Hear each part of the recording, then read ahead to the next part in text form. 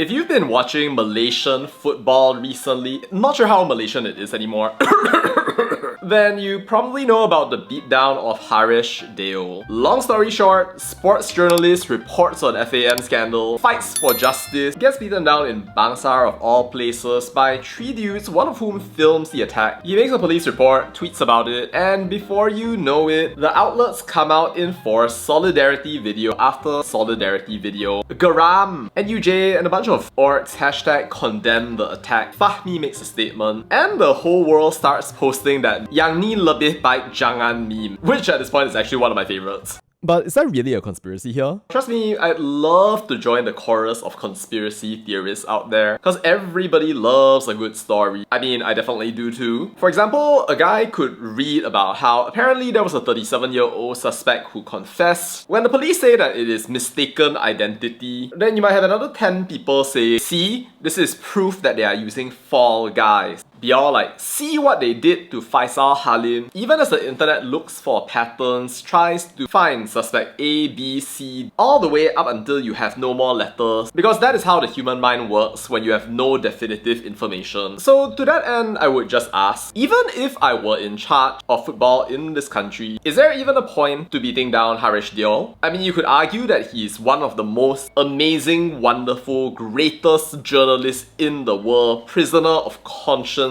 Edward Snowden, but honestly, did you even know about 2230 before any of this? Cause honestly, I did not. Did anybody apart from his 9,000 plus Twitter followers? As far as I know, if you want to look for a famous sports journalist, then maybe you should look for Citizen Nades or any one of the other dozens of names out there, none of which include our veteran journalist friend, who I'm sure is very accomplished, but frankly, I knew nothing about before this. Maybe I'm just underexposed, maybe I just don't know. But it seems to me that because of this incident, and because he gonna attack, it didn't intimidate anyone. I think it just made people even more brave to go out and then start making connections here, there, and everywhere. And even if you were trying to protect Malaysian football by so-called attacking a journalist, I don't think it really makes sense. And frankly, a lot of people do some very stupid things out there. And as tempting as it is to take the intellectual bait and then link every single crime that you see to powerful figures operating in the shadows, and conspiracy after conspiracy, I'm not that kind of person. But of course, there are lots of people out there who want to make grand proclamations that they cannot prove, because it makes for a more beautiful story, good versus evil, darkness versus light. When in reality, maybe people were just looking for a long-haired Indian Jesus dude to beat up for any number of other reasons apart from his work. I mean, you can guess about it if you want, but I'm just personally not gonna get involved. So yeah, sorry you got attacked, Haresh. I'm not very convinced that there's some sort of very grand link between the work that you're doing And the fact that you attacked. which anyway came after the big FIFA expose